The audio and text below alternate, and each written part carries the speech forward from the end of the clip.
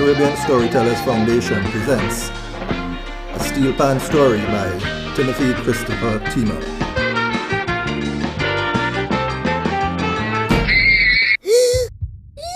With a blood-curdling scream, little Kenny was ripped out of his dream.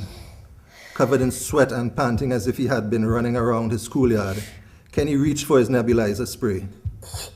Kenny had suffered from asthma since he was very small, and apart from his glasses, this was the other thing that caused his peers at school to give him the nickname Professor. Another bad dream, Kenny? Kenny's mother's words were filled with a sense of disbelief, since she had done everything possible over the last 4 weeks since he started having bad dreams. She had carried him to the best doctors money could buy and given him all the medication they recommended, but nothing worked.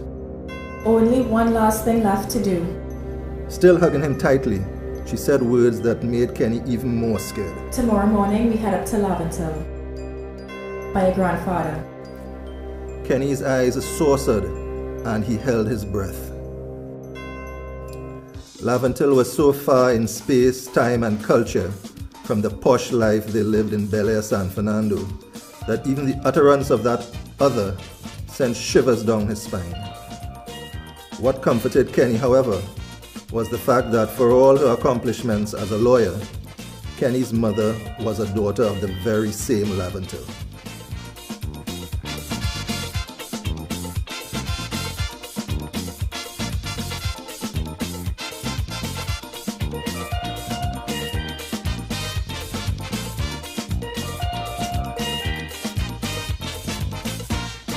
Somewhere up in Laventille, many years ago, a man had a hammer, used to follow him to and fro. The drive up the small winding road was eerily familiar to Kenny, but when they stopped by the shack of a house where his grandfather resided, his senses raised. Such was his familiarity with his surroundings. Some say that it vanished in the thin air. Away the man with the hammer gone. Looking at the expanse of the city to his right, Kenny knew that he had been here in that very place some time before, and an unnatural calm washed over him. That quickly disappeared as he was ushered into the old house by his mother. Kenny clutched his mother's hand tight, but she unhinged and left him there to face his grandfather all alone, as the old man had requested.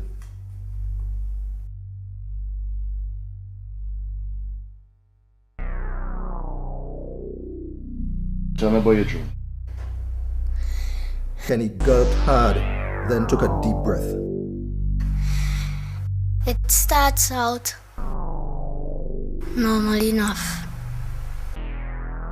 I would be playing with my friends or eating a snow cone in the savannah from Little Prince.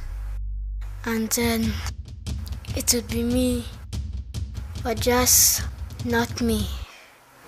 Kenny heard a deep groan from his grandfather, but he continued. I'll be staring down at a steel drum with a big hammer in my hand. The sun would be hot and I will be sweating. But as I raise the hammer, I hear drums. And drums. Kenny paused, trying to figure out how the old man could know. It's like every time I hit the container, it feels like my head wants to burst. So I hit it over and over again, until there is a silence, as though I go deaf. It's like if I beat in the pan and I cannot hear anything. Then it happens. The most beautiful sound in the world. Kenny closes his eyes and allows himself to hear the sound which had infected him. Kenny could hear his grandfather's melodic rendition of the exact beat he had in his head. It could not be, he thought to himself. That was until the old man uttered the name. Winston Spree Simon. That was his real name. The father of the Steelpan. Rather than being scared by his grandfather's accuracy, Kenny was intrigued. That's what the old lady used to call me in my dreams. Are you a Obia man, Grandpa?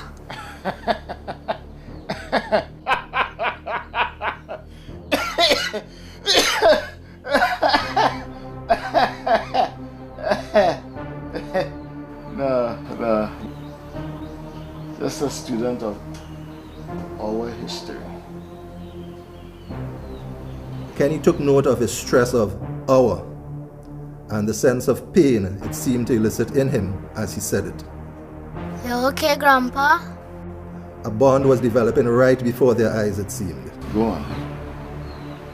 What happened next?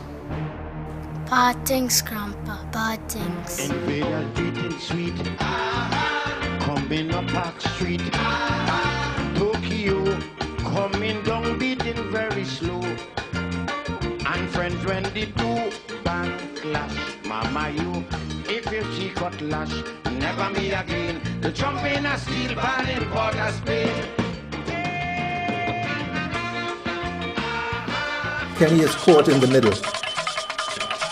He tries to run, but they're all around him, from all sides.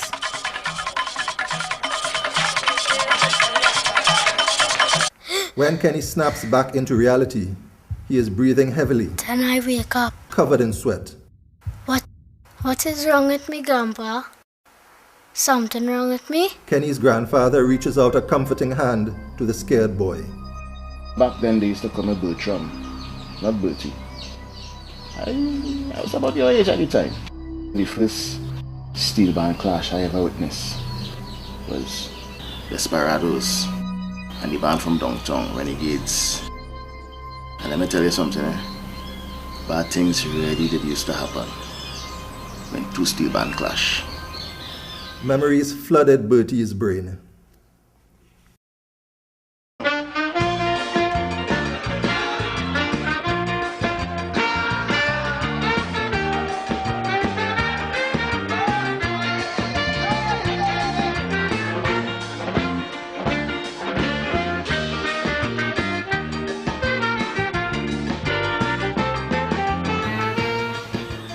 But all that eventually changed when the public and the private sector decided they're going to sponsor the bands.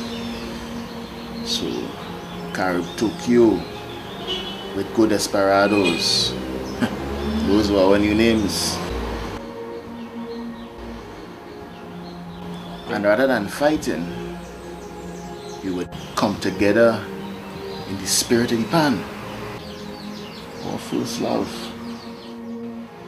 So the only fighting we used to do after that was in Panorama,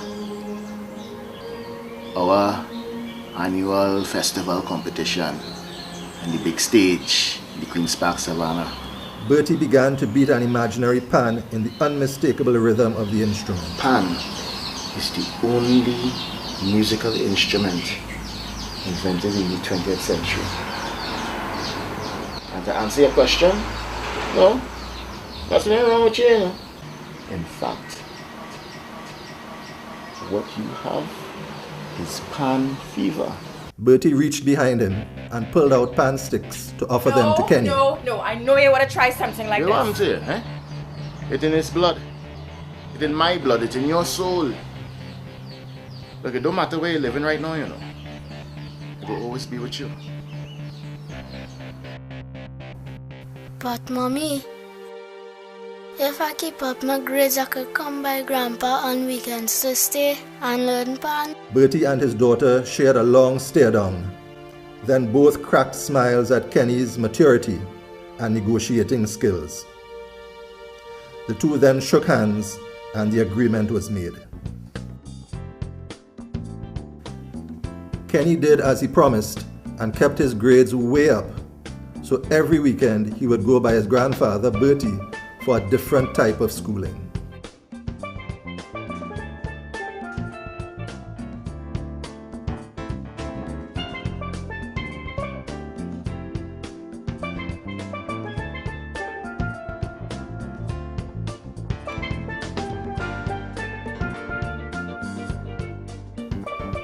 Bertie taught him about the Cambule riots and the Tambu Bamboo.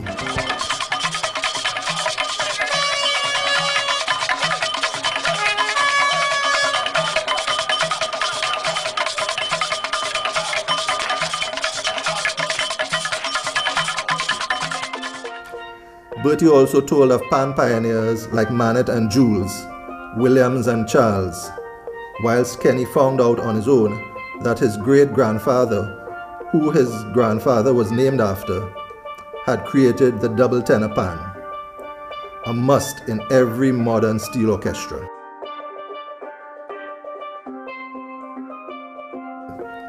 Kenny was a ravenous student, both in academia, as his mother wanted, and in Steelpania, as his soul beckoned him to be. Over the ensuing years, he would reach the pinnacle in academia and would give back to the community as a teacher. But it was in Steelpan that Kenny would become the true embodiment of his nickname, the Professor.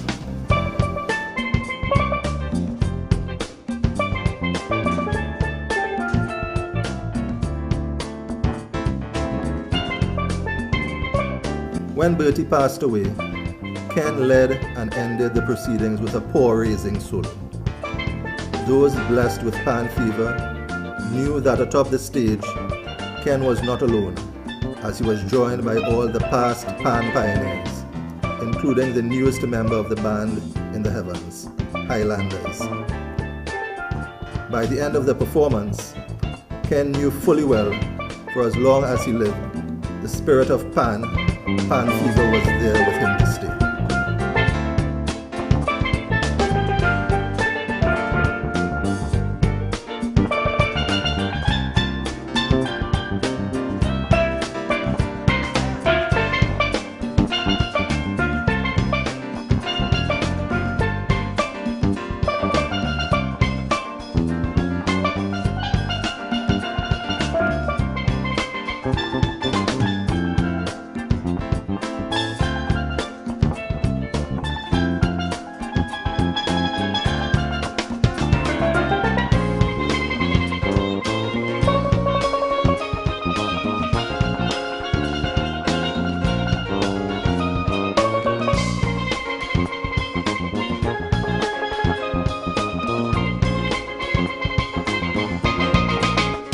Hi, I'm Timothy Christopher Thimal. A Steelpan Story is the second short film based upon my series of storybooks. The first was a Parang story, which experienced unprecedented success this past Christmas season, showing multiple times on all 3 major local television stations. Other books already available in this series include a Mokojombi story and a Diwali story. Work has already begun on a Calypso story, an Eid story, a Goat Race story, and a San Fernando story. So why are we doing all of this? Well, it's simple. We believe that these books and the short films attached are universally attractive, but they were designed to specifically target 8 to 12-year-olds because they appeal to the multiple intelligences children are often blessed with. It is our hope that this multi-pronged approach showers children with the wealth of story, something that is sadly lacking in many modern homes. Beyond this, we believe that providing culturally relevant material that showcases faces and accents unique to our geography instills pride and enhances self-esteem. And these are all valuable elements for any society striving to create its own signature in an increasingly globalized world. For more information on this initiative, contact us at syncpro@gmail.com, join the Storytellers Foundation on Facebook, or call 1-868-390-5694. For regional brothers and sisters, please note that while Trinidad and Tobago was our first port of call, plans are already afoot to produce Grenada's A Fish Friday story and Barbados's A Cahoblapot story. These are just to name a few.